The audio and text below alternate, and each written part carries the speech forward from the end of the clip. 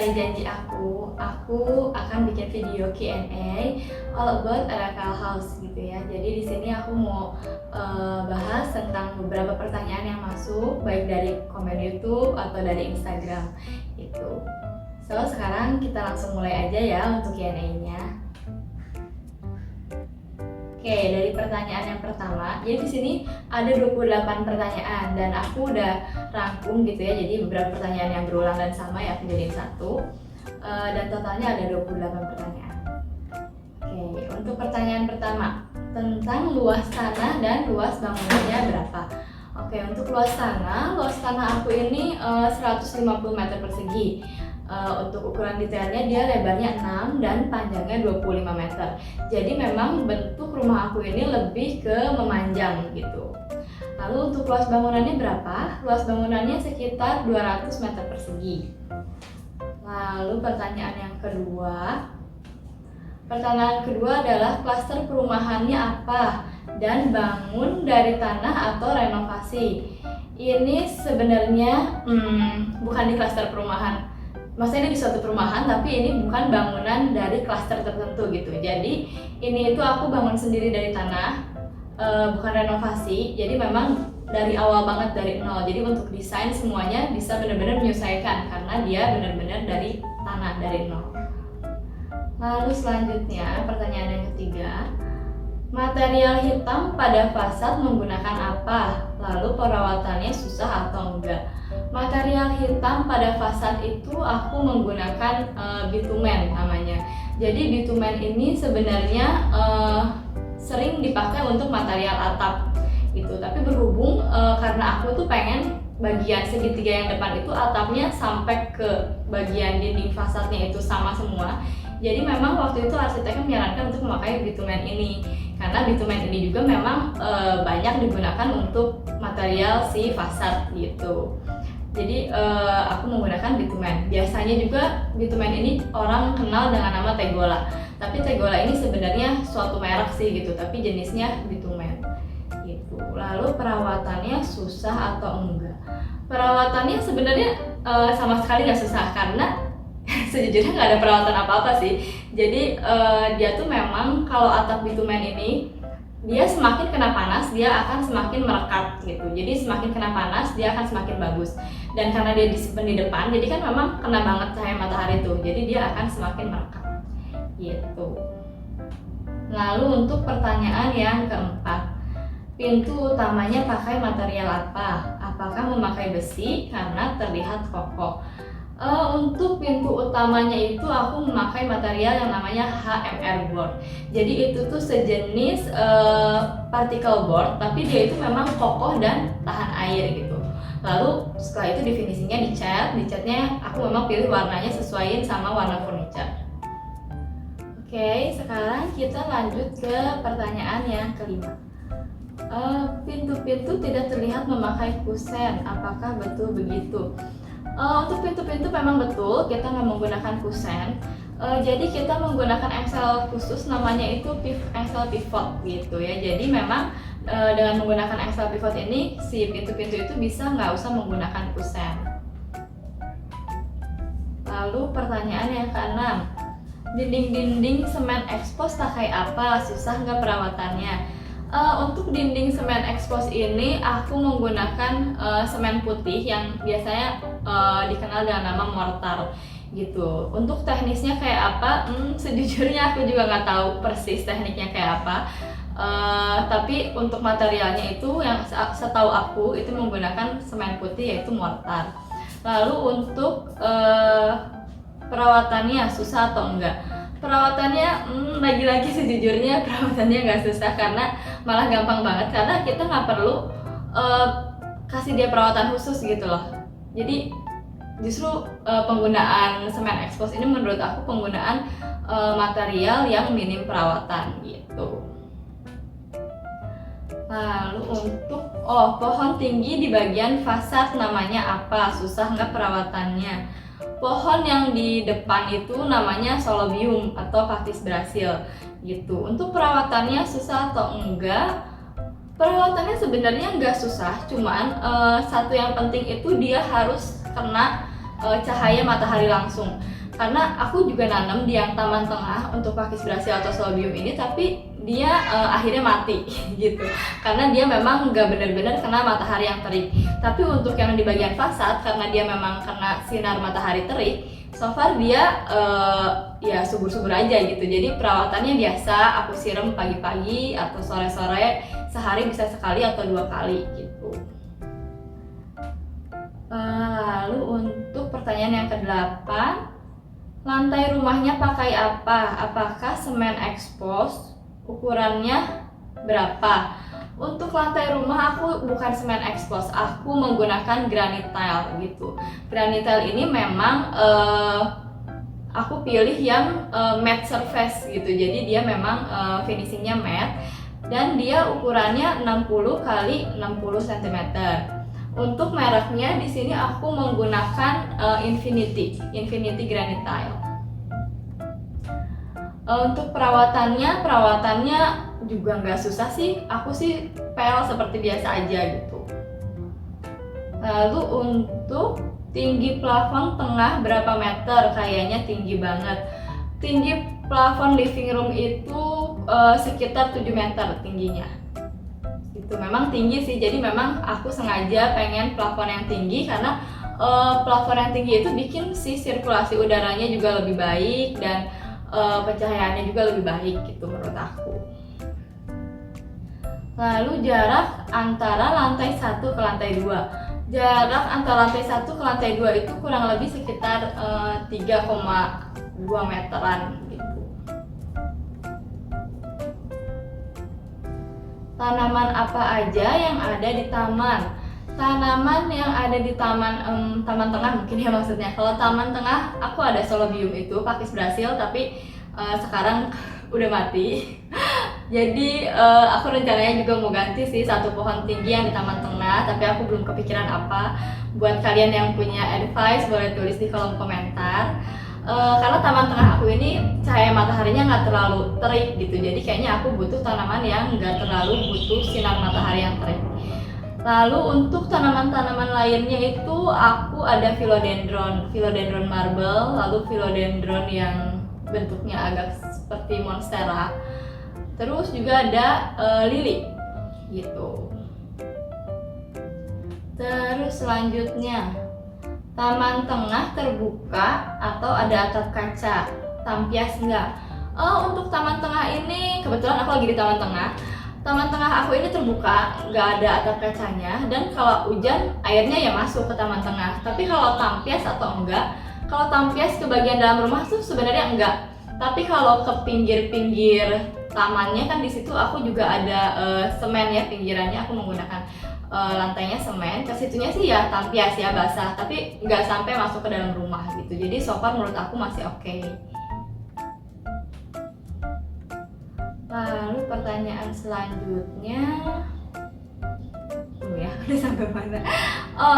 Pertanyaan selanjutnya, pertanyaan ke-13. Ukuran taman tengahnya berapa? Ukurannya sekitar 6 meter kali 3,2 meter. Jadi dibilang besar banget enggak, tapi dibilang kecil juga enggak. Jadi menurut aku cukup lah, masih bisa simpan meja, terus kursi kayak kita buat barbekyuan itu masih bisa. Terus railing tangga. Sekarang kita masuk ke pertanyaannya seputar tangga ya. Railing tangga pakai apa? Handle-nya pakai apa? Railing tangga itu aku menggunakan plat besi atau biasanya orang kenal dengan plat strip gitu ya. Untuk handle-nya aku menggunakan kayu jati muda gitu. Lantai tangganya pakai parket atau vinil? Perawatannya susah enggak? Untuk lantainya aku menggunakan vinil tentunya, karena kalau ditanya perawatannya susah atau enggak, jelas lebih susah merawat parket ya, karena parket itu ada beberapa pengalaman teman-teman juga itu bakal jadi kena rayap dan lain sebagainya. Sedangkan kalau vinil ini menurut aku lebih awet dan tahan gitu, mereka nggak kena rayap. Lalu kalau misalnya kena basah ya tinggal kita langsung lap aja gitu, lap biasa gitu. Jadi menurut aku perawatannya juga gampang, lalu ya pokoknya lebih tahan lama gitu. Jadi aku memang memakai vinil. Lalu selanjutnya, Lebar tangga berapa meter? Tingginya per anak tangga berapa? Lebar tangga aku itu sekitar 128 meter, sorry. Lebar tangganya 128 cm. Tinggi per anak tangganya 18 cm gitu. Lampu kecil di selasar menuju kamar utama menggunakan listrik atau baterai. Lampu yang di selasar kamar itu aku menggunakan listrik. Lalu lampu roster memakai listrik atau baterai juga. Lampu roster juga aku memakai listrik. Jadi semua lampu aku memang memakai listrik, nggak ada yang pakai baterai. Lalu lampu di ruang tengah pakai apa? Berapa banyak? Karena kelihatannya sangat banyak. Aku lampu di ruang tengah ini seperti aku pernah bahas di Instagram. Lampunya itu aku memang banyak menggunakan lampu spotlight gitu. Kenapa kayak gitu? Karena memang selain disarankan begitu sama arsiteknya, mungkin karena memang lebih berseni gitu ya, mungkin kayak lebih artistik gitu ya. Jadi aku memang juga memakai spotlight karena menurut aku tuh kesannya kayak rumahnya itu kayak lebih dramatis gitu. Jadi aku di sini memang pakai spotlight, dan kalau spotlight itu memang harus banyak karena dia kan memang cahayanya nggak yang menyebar gitu kan. Jadi aku di sini total pakai 24 lampu spotlight dan 6 lampu downlight. Tuh. Alasan banyak menggunakan lampu spotlight. Nah, itu yang tadi aku udah jelasin ya. Alasannya karena kalau lampu spotlight itu memang harus banyak karena sinarnya memang nggak menyebar gitu. Lalu untuk pintu kaca inner court itu bisa muter ya Kak? Pakai apa? Bisa didorong ke samping nggak? Pintu kaca inner court ini juga aku menggunakan engsel pivot. Jadi memang dia bisa muter, tapi dia nggak bisa didorong ke samping. Jadi memang cuma muter gitu aja, nggak bisa didorong sampai full ke samping, nggak bisa. Lalu pintu kaca taman tengah kusennya besi atau aluminium, pertimbangannya apa? Pintu kaca taman tengah ini kusennya aku menggunakan aluminium tentunya, karena kembali lagi ke alasannya keperawatan gitu ya. Kalau besi itu nanti kena air, dia berkarat dan lain-lain. Kalau aluminium itu kan lebih tahan air, perawatannya nggak susah. Jadi aku menggunakan aluminium kusennya. Lalu selanjutnya, furniture lebih prefer bikin atau beli? Tempat beli furniture yang menurut kakak cukup recommended apa? Kalau furniture sebenarnya tergantung. Sebenarnya kalau beli menurut aku biayanya bisa jauh lebih murah daripada bikin gitu. Tapi memang di rumah aku ini furniturnya banyak yang bikin, tapi juga ada beberapa yang beli gitu. Aku kenapa pengen bikin? Karena aku tuh pengen sebenarnya kayak fit langsung sama si ruangannya gitu. Jadi itu kelebihannya kalau kita bikin. Dan kalau beli sebenarnya kan banyak juga brand-brand yang bagus, tapi ya itu kembali lagi kalau beli itu nggak bisa fit sama ukuran ruangan kita gitu. Lalu tempat beli furniture yang menurut kakak cukup recommended?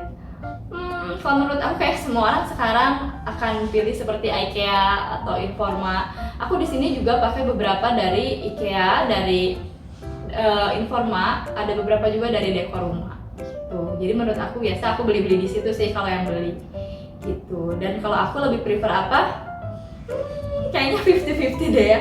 Jadi kalau ada bagian-bagian yang kayaknya bagusan fit, aku prefer bikin. Tapi kalau ada bagian-bagian yang kayaknya nggak perlu fit gimana, aku lebih prefer beli karena memang biayanya lebih murah gitu.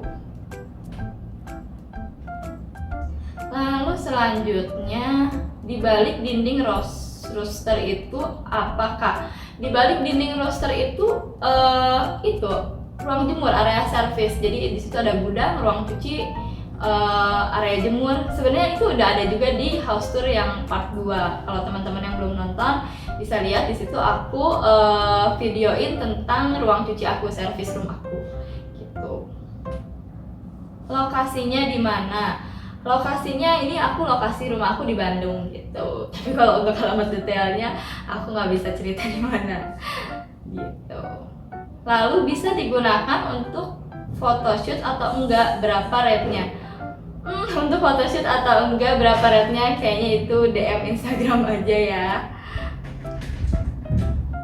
Nah, sekarang nih kita udah mau sampai di pertanyaan terakhir. Big question banget ya, kayaknya hampir semua orang nanyain ini. Arsiteknya siapa dan berapa rate harga desainnya?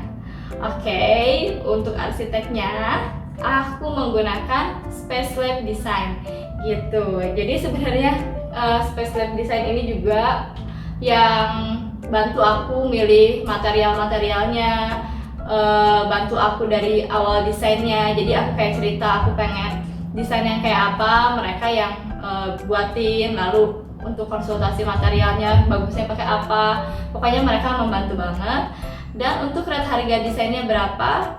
Rate harga desainnya ini aku kemarin baru kontak juga arsiteknya dan tanya update-annya gitu ya, takutnya kan udah berubah. Jadi rate harga desain mereka itu 200 sampai 250.000 per meter.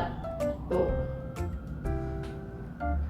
Lalu nih, big question yang terakhir. Ini juga hampir semua orang nanyain tentang berapa harga total pembangunan rumah ini. Harga total pembangunan rumah aku, sebenarnya aku nggak enak untuk bilang harganya berapa gitu, totalnya bener-bener berapa. Cuma karena aku udah janji untuk open Q&A ini, jadi aku juga sebisa mungkin ingin tetap jawab. Jadi paling aku akan kasih range harganya aja di sekitar 1,8 M sampai 2,4 M. Oke, jadi ada di range harga itu. Berapa harga pastinya ya dikira-kira aja, karena kayaknya aku nggak etis dan nggak enak gitu kalau untuk bilang harganya berapa gitu. Oke, so tadi kita udah sampai di pertanyaan terakhir. Jadi sekian dulu video Q&A dari aku. Aku berharap dengan adanya video ini rasa penasaran tentang pembangunan, pembuatan material, biaya dan lain-lain tentang rumah aku ini bisa terjawab. Dan yang aku paling berharap lagi adalah aku berharap semoga channel YouTube aku ini bisa terus menginspirasi dan bisa bermanfaat untuk teman-teman semua. Oke, sampai di sini dulu video aku kali ini dan sampai jumpa lagi di video aku selanjutnya ya. Jangan lupa juga subscribe ya. Thank you, bye bye.